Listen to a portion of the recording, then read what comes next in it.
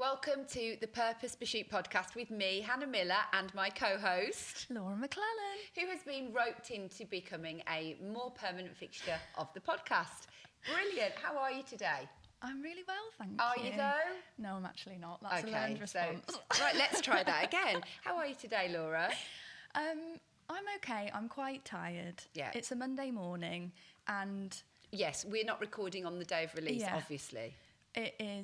It has been quite a weekend. I haven't slept very well. There's a lot going on with us at the moment. As Book in our launch. relationship with each other. Yeah, we're it's like tenterhooks I know. on the edge of falling It's apart. very tense at the moment. It is guys. tense. Actually, to be fair, we're under a lot of pressure and we are arguing.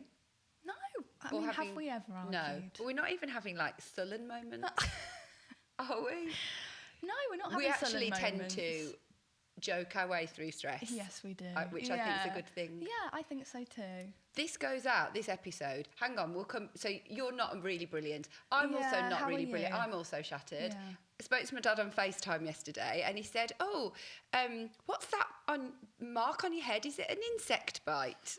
I said, no, Dad, it's a spot. And he said, oh, I've not seen that before. I said, no, that's because it's a spot, Dad. I said, you can still get spots as an adult. Like, he seemed to think that it was like either a permanent insect bite or had to be a permanent fixture on my head. I said, no, Dad, it's just a spot, like hormone spot. So I've done my best to cover the I the can't friend. see a hormone spot. You can't. No. You can. That's fib. You might not be able to at home. Obviously, if you're listening to us, you definitely can't. But I have got a big spot above my eyebrow that my dad noticed on a tiny FaceTime screen. That was kind of him. Yeah, He's the kind of person who notices There's no recovering from physical shortcomings. He always spot points them out and goes, oh, what's that thing on your head? Anyway, so no, I'm tired too. Good things though. This is going out the week of, we will have talk to me. This is coming out on the 10th of December, which is 1 week after publication day. 1 week one week, just before minus a a week. day. Yeah. T minus 1 week. Yeah. Is that And how a you say couple- it? Maybe if you're like launching a rocket or something. It's about a week after publication day. Yes. It's on the table. Here it is in all its glory. People have started to receive them already. They have. And if you're listening as this comes out, it is still obviously worth buying the book just because publication day has been and gone. We are going to continue to talk about it. We'll have had a bit of celebration. We'll have had a chance to catch our breath, hopefully. But right now, at the time of recording, we are in the run-up to that. Yeah. So we are super busy doing normal things and also a tiny marketing team of me, you and your sister and friends we're doing it ourselves and doing what we can to get the word out there about this book. On top of everything On top of everything else. And we thought today we could talk a little bit about when we're doing the stuff of life and we're also carrying unexpected stuff. Like this year, I wrote the book in the run-up to when my mother-in-law was dying of cancer. And obviously that fell much more to my husband than me, but it meant that I was carrying a lot in the home in his absence and trying to write a book and feeling not at my moment of life. And then my own mum passed away about 6-7 weeks before publication date. So we thought it would be good to talk, not about necessarily just grief, but the idea of when life interrupts the plans, when you're trying to do something that's a bit more costly of you, not just even just in the run-of-the-mill work, actually, but even more than that, when you're feeling like you're trying to work towards something and then life happens, stuff gets in the way. And we've both got some experience of that, haven't we? Yeah, and we do. I'd love you to share if you want to. Yeah, so last year, I've mentioned before on the podcast that my dad had been quite unwell with cancer for a few years. And then basically 6 weeks before my wedding, he passed away on Father's Day. Again, thanks, Dad. Thanks, Dad. So as you can imagine, that was just like the most unbelievable time and still is. Of course. But yeah, kind of like... Acutely, you're also having... Yeah. You're about to commit to life with the person that you love, which is also a celebration. Absolutely. And actually, me and David met in the January of like a few years ago. And then it was literally, I think the April time that Dad got a terminal diagnosis, because he'd had cancer before and had been unwell before for a few years, but this was when he got like a terminal diagnosis. So very early on in our relationship, we were like, oh my goodness, wow, this is the journey that we're going to have to go down. Whilst in what's supposed to be, and still was at times, the giddy bit. Yeah, the really early stages, which, you know, it was a lot. It really was a lot, and continues to be a lot. But planning a wedding, preparing for like a really happy day, whilst also preparing for a funeral as well. So totally letting go, looking after your own family as well as your own pain. Yeah. And we have reflected on this together over this last couple of years around how so much of life has this, and I've talked about it before on the podcast, these twin tracks. It has difficult things of all kinds of measures. And I think we both really want to make it clear today that this isn't a grief-only podcast. And actually, grief is not just about the loss of a person. It's the end of eras. It can be, you know, you could be trying to move into something new, but you could be dealing with real severe menopause symptoms. You could have just let your children fly the nest and you're struggling with that adaptation. It might be the end of a relationship. It could be that you're really unwell yourself. There's 101 things, or it could be a culmination of events that have been difficult over a year, which has just ebbed away at your capacity, and you're still trying to move forward and do things that have momentum. And when you're trying to do things that have a bit more momentum to them, they're a bit more exhausting, aren't they? Because we're busy at work all the time, but we have thrown in this like momentum thing of, let's tell the whole world that little me, unknown author, has written a book and we'd really love you to buy it. Into the mix of, we still need to actually have clients that pay bills. If you're ever thinking about considering a book or writing a book, they're not really income streams unless you're J.K. Rowling or Richard Osman. They're mainly like about getting word out there, authority, having, you know, a voice in the space that you're trying. And also, it's a brilliant way to help more people because it's so cheap for somebody to access, hopefully something that's going to be useful. But it does mean we have to continue to do all the rest as well. And we thought it would be good to talk a little bit more generally about how do we recognise it's tough, and what do we do when life interrupts our plans? So if you're listening and you're in any of those kind of phases, hopefully this is going to be useful to you. And if you're not in this phase, somebody in your life will be. And if you're not in this phase, you will be. Like, as in, that's just the inevitability. And actually, this conversation came from a thing on Instagram that we saw, which might be a little trend at the moment, because I think we saw different ones, but essentially it's like a B-roll video of cars kind of just like driving slowly, like a bird's eye shot. Like as if... Is bird's eye the right thing? Yeah, bird's eye. I thought bird's eye view. Bird's eye, it's fish fingers, but that's a company. But bird's eye, like a drone. A drone footage of like cars on the road like this. And then above each car was things like grieving, celebrating a birthday. What else? Had an argument with son. Hard day at work. Can't remember what they were supposed to do. On the way to a first date. Going to visit parent in a care home. Going to the... A&E, or like all the things that are going on, and they had all sorts of versions, didn't they? There was one where it was all the windows of a high-rise block of flats, and it was just basically suggesting in each of those windows are people who are dealing with the stuff of life. Is this Sonder? Is this what Sonder is? Yes, I think that's the word. Sonder. Where you realise that you are not. That lots of people carry carry things in their own lives. Yes. That You're not the only one. You're not the only one. You're not the only one. But yeah, I think Sonder is the realisation that everybody is carrying stuff. All at the same time. And then we collide with each other in the supermarkets, when we speak to somebody on a call centre, or somebody we might be doing some work with. And I guess we're all handling those things at different times. Can you hear the washing machine about to take off? Hopefully our listeners can't. But if you can, that's life, isn't it? Washing machine is on. And that kind of inspired us to talk about, gosh, isn't this powerful that actually everything we experience is both completely unique and completely not unique. It's both of that. It's unique to us, but it is also universal. Yeah.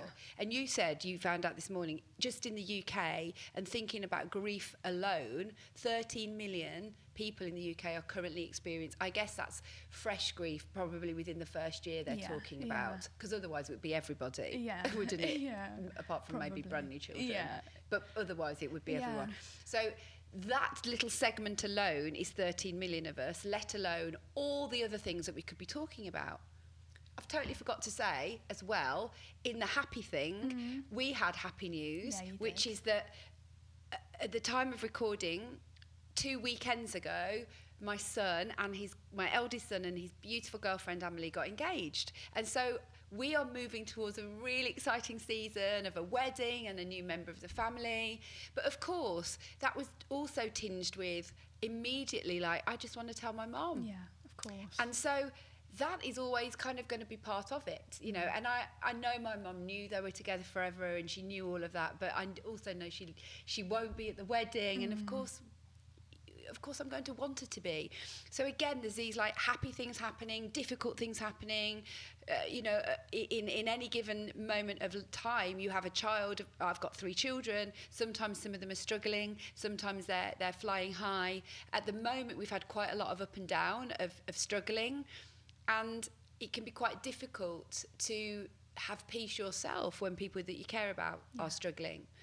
And so maybe you're listening to this and you might not be having a major life event yourself, but you're perhaps listening to this and you're a working mom or a working parent, and there's things going on for your children, and you're juggling that. I'm trying to get momentum in my work, I'm trying to move things forward, and then the phone goes in the middle of the day and they're upset about something or they need you, and there's this constant pull on your emotional bandwidth, which I think as working parents in 2025 is harder perhaps than it was a generation ago, because I think the proximity to our children has got closer, expectations, phones, tech, everything.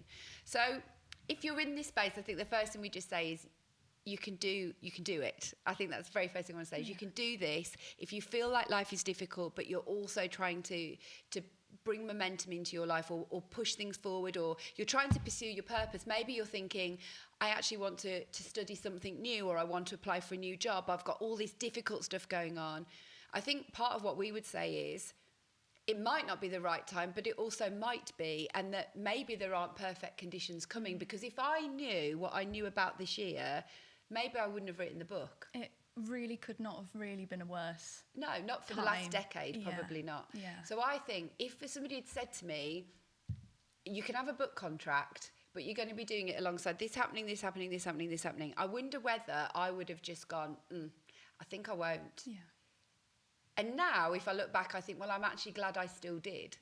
So what I'm trying to say in that is, whether we know or don't know the conditions, maybe rolling with it and doing it anyway isn't a bad idea. You got married anyway, not anyway, but as in, it was still right to do that. It was still right to do it. And I did have people say, is the wedding still going ahead? And I was like, absolutely it is. I didn't enjoy the wedding. Like the lead up to the wedding and the planning. No. I just wanted to be married. So I was like, I cannot have this drag out even longer. No. But yeah, for us, it was totally the right thing to carry on and do it. And Dad would have absolutely wanted it as and well. my mum would have said to me, what are you doing, thinking about not having a celebration for the book? Just jolly well do the thing. She'd be angry at you. She would. And again, if you're listening, that doesn't mean if you want to cancel plans you shouldn't. I think what we're trying to say is, if you'd have known a year before, it would be exactly like that. And if I'd have known a year before, we might have made different decisions, but they wouldn't necessarily have been better decisions, because lifes. I've just made that phrase up. That's not quite. That's going on our social media. Yeah, lifes. Things happen in life that you can't control. So what we thought we could maybe talk about a little bit was, what are some of the things that we have learned? It's not rocket science or things you won't have heard before, but what are some of the things that can help you when life is particularly interrupting you and you're trying to continue to keep going, but you're dealing with some big stuff? And you use your definition of big stuff. This is not a competition of who's doing the hardest stuff. So why don't you do that first one? Yeah. We've got some really, really detailed scribbled notes here. You go first.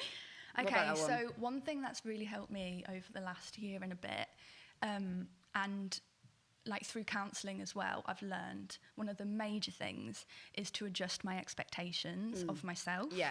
And to make allowances, adjustments, compromises, not in a like really, really dramatic way, but in a being kind to yourself way, which doesn't come very naturally to me. And I think that's another thing that we were going to talk about is knowing yourself and knowing what your tendencies are. Yeah. And I know one of my tendencies is to be quite harsh on myself, to maybe have quite high expectations of myself. Yeah. I'm sure lots of people relate to that, of, oh, I'm going through this really, really hard thing, but I'm going to try and operate in life as if nothing's happening. And actually, you know, that's a weakness, and I need to be firing on all cylinders at all times, and actually adjusting expectations, speaking to myself as I would A friend you, or anyone you care a about. friend, my sister, my husband. How would I approach them? Would I be saying, oh, absolutely, like, you work until 9 p.m. and Yeah. how dare you not, you know, do these things all the time, and be an amazing friend and amazing colleague. Cook all your food from scratch and eat perfectly look and sleep amazing all the perfectly, time, look amazing. Go to the gym 1,000 times a week. Like,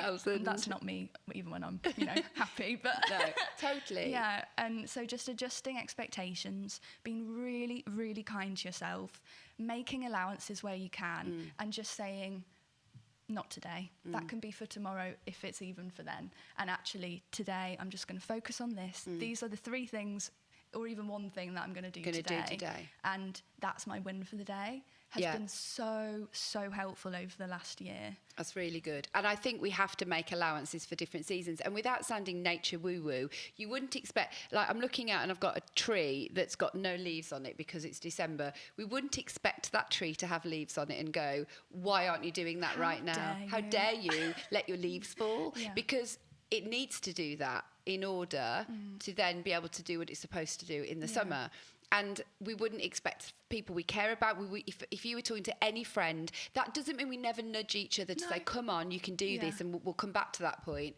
But it actually, the way we'd speak to friends, say, you know, my friend said to me the other day, she said, Hannah, you've had a year with quite a lot of things. I mean, there's some things that are just not appropriate to talk about on the podcast. I don't want to. They're not my things, but they're related to... Well, they are my things, but they're related to people I care about deeply. And the culmination of those things, one after the other, is chipped away.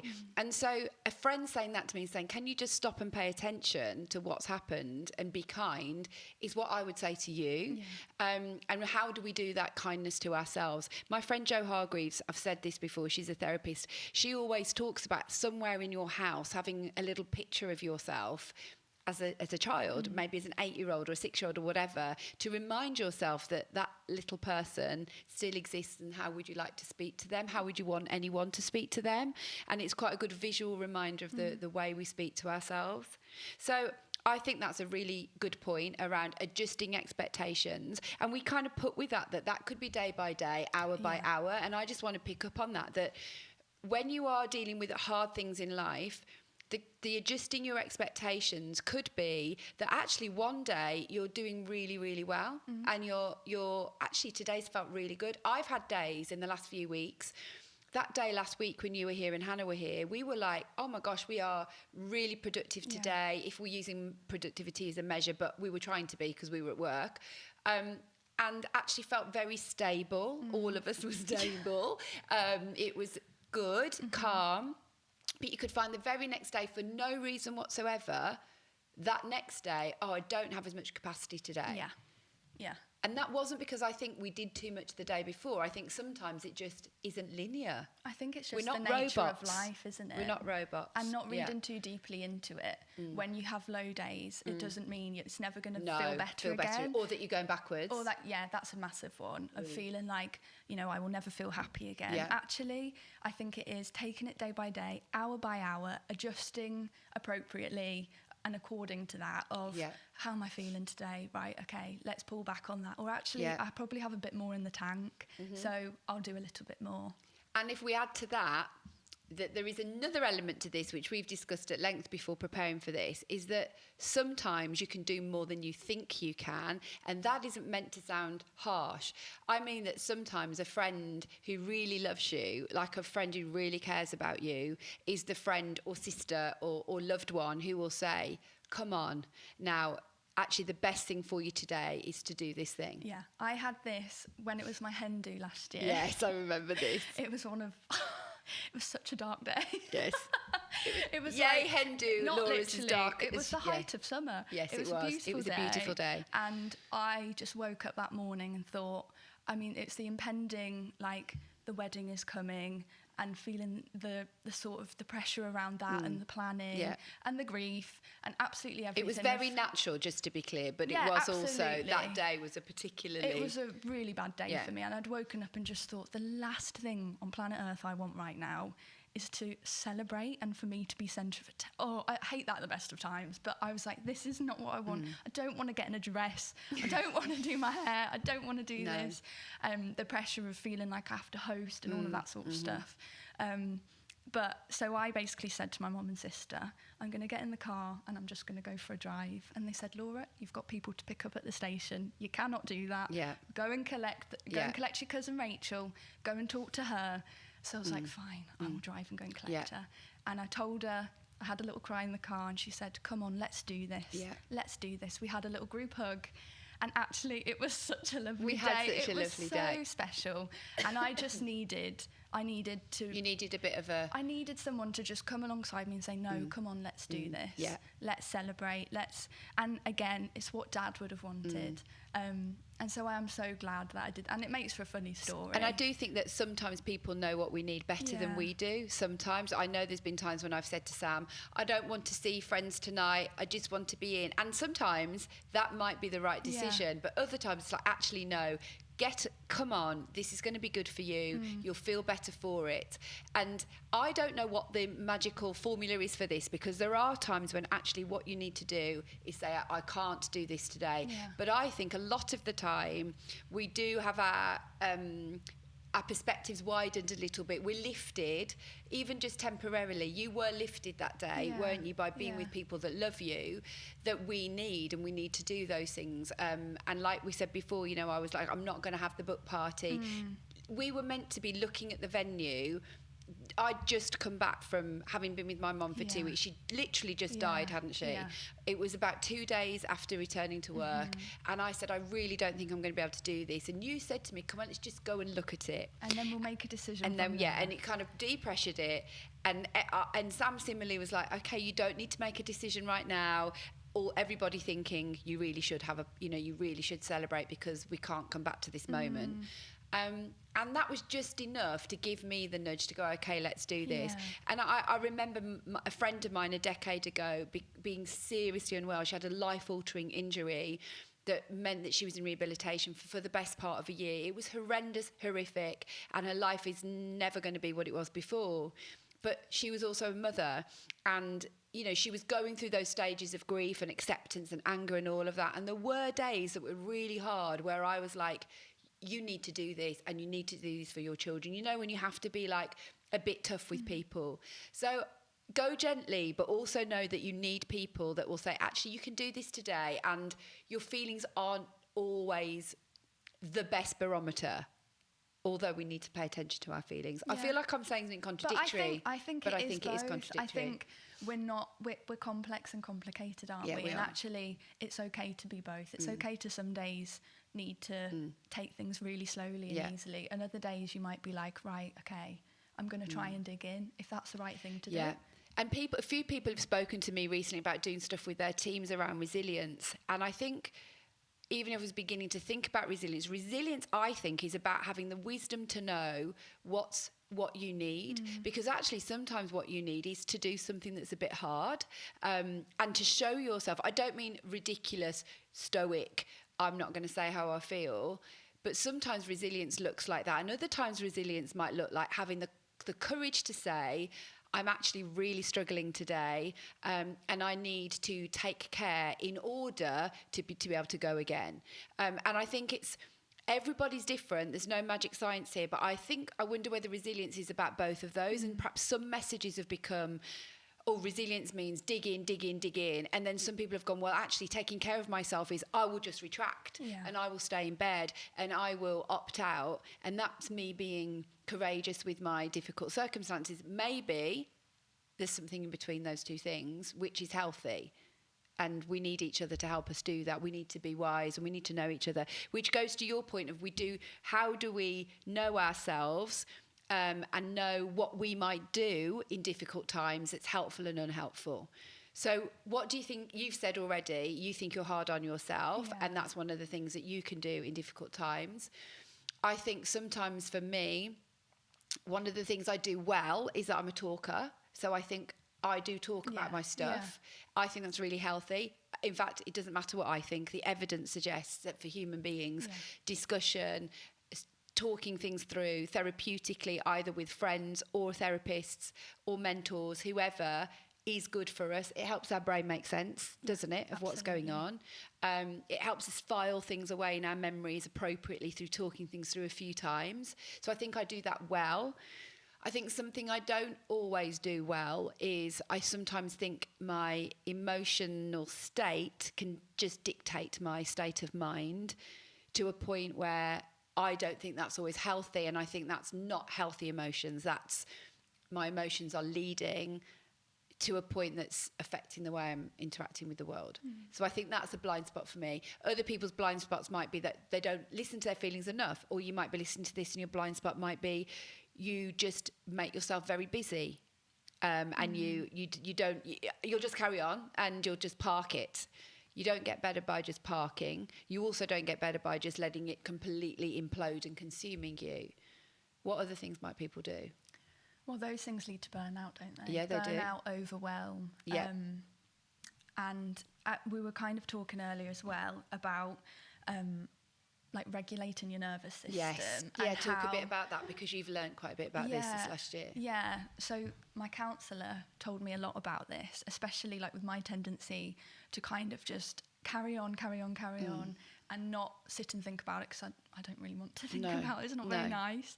But actually how that really affects your body, and your mind and your body are connected like so much. You know, they say the body keeps the score and things like that. And so it's really important to have moments of slowing down, of quiet, and of regulating your body to a point where your nervous system isn't firing on all cylinders all the time, and it can come and rest a little bit. So think like really practically, I've started to do things like take some deep breaths in the middle of the day, slow down with a cup of tea. If I'm feeling like, oh my gosh, I can feel myself getting a bit upset here, I'll go, okay, I'll be a bit upset. I'll give myself like 10 minutes. And maybe on a weekend, just trying to slow down. And oftentimes I hold myself to a really high standard of our house looking really good all the time and like being picture perfect. And it is absolutely ridiculous. I would not expect that of anyone else in the world. But saying to myself, you could spend a time here. Apart from Hannah. But I just say to it's myself, not picture perfect here.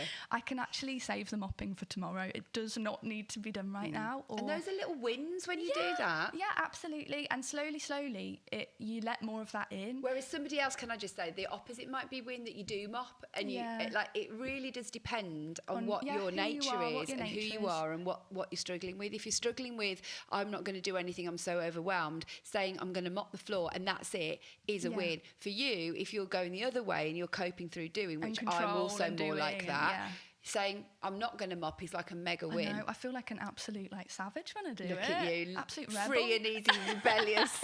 But yeah, and all of those little things. Living in a hovel. I know, I live in a pit, but they do really add up, and they eventually, slowly, and not all the time, but they do allow me to just calm down a little bit. And I can totally tell when I'm doing those things, and I'm trying to practice that, because otherwise I can have panic attacks and I can start to feel the world closing in on me a little bit. But if I do slow down and I'm kind to myself, I speak to myself kindly, I allow myself to feel upset when I need to feel upset. I do find some of those symptoms subside a little bit, and I feel like a bit clearer about stuff. And what we're talking about there is perhaps even just giving yourself little windows of time where you do allow yourself to feel, in order for it not to be a crashing wave, and then you manage with more. I may have told this story before, but there's a great bit in This Is Us. I think it's in This Is Us. It might not be, actually. No, it's not This Is Us. It was another series, which name has now gone out of my head. Some listener will go, I know what that series is. Basically, it was a girl who was struggling, a teenage girl. She'd experienced a really difficult, she'd had a very difficult time. And her therapist said to her, it might be This Is Us. I don't think it is. I'm going to go round that now. It isn't This Is Us. I think it might be called... Harrison Ford's in it, I think. Anyway, this therapist says to this older teenager, when you know you need to let yourself feel, they kind of said was, put on some music that you know is going to upset you, as almost like a little grief release or a sadness release or a stress release or whatever. And for 10, 15 minutes, go for it. Cry, do the thing, and then stop. And see that you can do that, and it doesn't have to be, I'm going to now cry all day, my day's a write-off, when actually putting that bit of time aside where she would put something on that might make you deal with the rage you might be feeling about a difficult situation or the whatever, go there and recognise you can actually then go, right, now I'm going to go and engage with the world, and it doesn't have to be consuming. And that obviously came from the tips throughout that show. Although it was kind of a comic show, there was also an element of, like, you know, reality around people's therapeutic things. So we need to give ourselves moments. We don't have to let them overwhelm and crash and wave, and that's perhaps part of what we learn to see that we can do. And can I just say, as we're coming into close, that we are by no means suggesting that we are now... This is not meant to be mental health experts. No, absolutely not. Talk to people. That if you need to talk to someone, you talk to, talk to mental health experts. We're giving tips around the reality that most of us listening will either be in a difficult time or going to have one, and how do we manage our life when we're in that space, and how do we work with who we are. I think we've covered most of this now. Speak to yourself like you would a friend. Know yourself, know your limitations, allow your emotions, and in that, allow yourself to feel good too. That is not allowed when life is hard. You've said that to me a lot over this last year. Yeah. Of actually allow yourself to have good days, enjoy your Laugh, wedding. find something. Yeah, it is not a betrayal of other stuff to also find something really funny and to have a really great day. It's not a betrayal. It's just we're complex, and we are actually, as humans, able to do both those things. Yeah. And I think it's amazing we're able to do both things, to be honest. What an amazing gift that we can feel joy and celebration and humour. We can feel humour really in the toughest of times, actually. Absolutely. It's an amazing valve. Try and find it. And do things that comfort you, that regulate you. Find that comforting show, read that comforting book, do things that allow comfort that you can then launch yourself back from. And, we can do hard things, and I don't mean that in a stoic way. I don't mean that in a let's pretend we're fine. But gently, you can do stuff that you think you haven't got the capacity for.